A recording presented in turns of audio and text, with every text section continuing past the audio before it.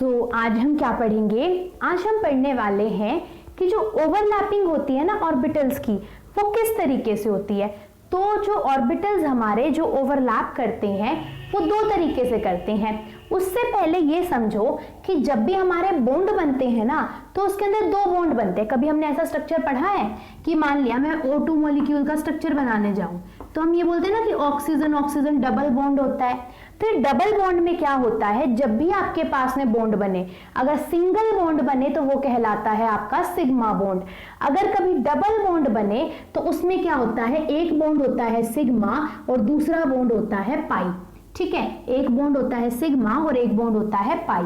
वहीं पर ही अगर मान लिया ट्रिपल बॉन्ड होता हमारे पास में, ठीक है, मान लिया कोई हमारे पास में दो एटम्स हैं और इनके बीच में ट्रिपल बॉन्ड है, ठीक है, तो ट्रिपल बॉन्ड में भी हमेशा एक तो आपका सिग्मा बॉन्ड होता है और बाकी के जो दो बच गए कौन से बॉन्ड होते हैं, पाई बॉन्ड होते हैं हमारे पास में।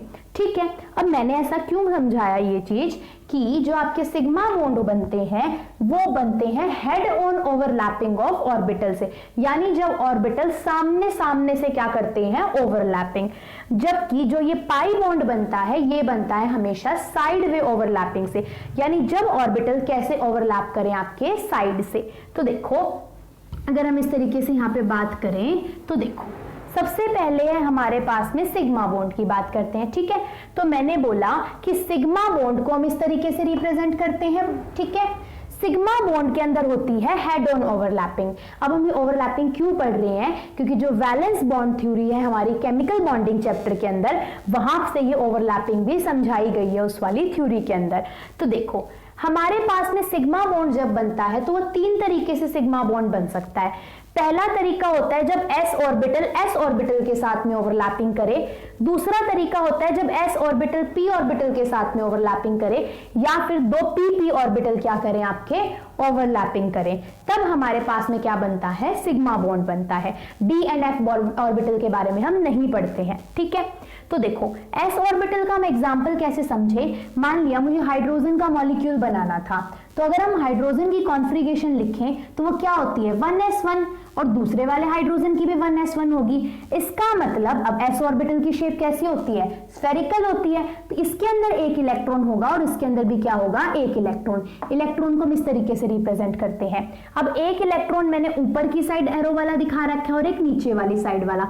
हमेशा ये दोनों अपोजिट स्पिन के ही होने चाहिए, तभी वो क्या करेंगे, कंबाइन करेंगे। ठीक है, तो ये कंबाइन करके इन्होंने क्या बना दिया, हाइड्रोजन मॉलिक्यूल। अब यहाँ पे s orbital directly s orbital के साथ में कंबाइन करा था, तो इसमें हमने क्या बोला कि सिग्मा बॉन्ड बनेगा ss ओवरलैपिंग से। ठीक है, नेक्स्ट है हमारे पास में sp ओवरलैपिंग।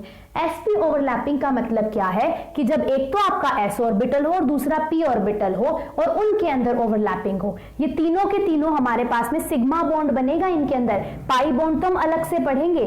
ठीक है, अब देखो यहां पर जैसे मैंने एग्जांपल लिया हाइड्रोजन फ्लोराइड का, तो हमें पता है कि हाइड्रोजन का एटॉमिक नंबर 1 होता है और इसकी इलेक्ट्रॉनिक कॉन्फ़िगरेशन 1s1 होती है। फ्लोरीन का एटॉमिक नंबर 9 होता है और इसकी इलेक्ट्रॉनिक कॉन्फ़िगरेशन क्या होती है, 1s2 2s2 2p5। जब आपके पास में 2p5 तक पहुंचे तो सबसे पहले इलेक्ट्रॉन जाते हैं 2px के अंदर, फिर 2py के अंदर, फिर 2pz के अंदर। तो पांचवा इलेक्ट्रॉन है तो 2pz के अंदर गया होगा, तो मैंने इसकी शेप यहाँ पे दिखाई 2pz। ठीक है, p ऑर्बिटल की शेप हम ऐसे दिखाते हैं ना, डंबल शेप की। ठीक है, तो इस तरीके से मैंने दिखा दी। तो अब इसका 1s ऑर्बिटल और इसका 2pz1 ऑर्बिटल ने ओवरलैपिंग करी, दोनों अपोजिट स्पिन के थे और क्या बना दिया, हाइड्रोजन फ्लोराइड का मॉलिक्यूल। तीसरी है हमारे पास में pp ओवरलैपिंग। pp ओवरलैपिंग के अंदर क्या होगा, जैसे फ्लोरीन मॉलिक्यूल हो गया, अब फ्लोरीन भी आपका p ब्लॉक एलिमेंट है और दूसरा फ्लोरीन भी p ब्लॉक एलिमेंट है। जब इलेक्ट्रॉनिक कॉन्फ़िगरेशन लिखते हैं तो आता है 1s2 2s2 एंड 2p5, यानी कि एक 2pz1 वाला ऑर्बिटल दूसरे 2pz1 वाले ऑर्बिटल के साथ में कंबाइन करेगा। देखिए p ऑर्बिटल जब ये कंबाइन करेंगे तो इस तरीके से बॉन्ड बना देंगे, यानी ओवरलैपिंग हो जाएगी और क्या बन जाएगी, आपका फ्लोरीन का मॉलिक्यूल बन जाएगा। ठीक है, यहां तो क्या हो रहा था, डायरेक्टली हेड ऑन ओवरलैपिंग हो रही थी आपकी। हेड ऑन मतलब जो पहला बॉन्ड बनता है वो क्या कहलाता है, आपका सिग्मा बॉन्ड। अगर डबल बॉन्ड की बात करें तो वहां पर एक सिग्मा एक पाई होता है। ट्रिपल बॉन्ड के अंदर एक सिग्मा और बाकी के जो दो बॉन्ड बनते हैं वो बनते हैं साइड वे ओवरलैपिंग से, यानी कि पाई बॉन्ड। पाई बॉन्ड को हम इस तरीके से रिप्रेजेंट करते हैं, ये बनता है sideways overlapping of orbital से above and below the internuclear axis. जैसे कि अगर मैं इस वाले को यहां से रफ कर दूं तो यूं समझो, साइड वे ओवरलैपिंग क्या बोलने की वो कोशिश कर रहा है कि मान लिया कि एक पी ऑर्बिटल ये है और एक पी ऑर्बिटल ये है, ठीक है, इनका इंटरन्यूक्लियर एक्सिस तो क्या हो गया, जब ये सीधे सीधे कंबाइन करें, अगर ये यहां पर ऊपर से कंबाइन करें या फिर नीचे से कंबाइन करें, डायरेक्टली कंबाइन नहीं करें, तो वो क्या कहलाती है आपकी साइड वे ओवरलैपिंग। ठीक है, जैसे हम एग्जांपल ले O2 गैस का, ठीक है, तो ऑक्सीजन का एटॉमिक नंबर अपने पास में कितना होता है, 8 होता है अपने पास एटॉमिक नंबर, यानी जब हम इसकी इलेक्ट्रॉनिक कॉन्फ़िगरेशन लिखते हैं तो ये आती है 1s2 2s2 and 2p4 2p4। अब हमें पता है कि p ऑर्बिटल के अंदर हमारे पास में क्या होते हैं, 3 हम इस तरीके से कॉलम्स बनाएंगे, जिसमें से एक होगा 2px 2py and 2pz, 3 orbitals हो गए अपने पास में 2 के सब पार्ट्स। अब देखो इसके अंदर 4 इलेक्ट्रॉन्स बनने थे, 1 2 3 और 1 4, यानी एक की तो ऑलरेडी बॉन्डिंग हो चुकी है, बचे होंगे 2 आपके पास में एक्स्ट्रा, तो यहां पर क्या होगा, और दूसरे वाले ऑक्सीजन एटम के अंदर भी ठीक ऐसे ही होंगे हमारे पास में, तो यहां पर अरे भैया तरीका तो ऐसे है लिखने का, ठीक है, तो क्या होते हैं जो आपके पास में ये बचे, यानी ये वाला तो ऑलरेडी पेयर्ड है, इसको तो हम छेड़ ही नहीं सकते, कहां पर बॉन्डिंग होगी, जो 2 अकेले अकेले प्रेजेंट हैं, तो इसमें से ये इसके साथ में बॉन्ड बनाएगा और ये इसके साथ में बॉन्ड बनाएगा।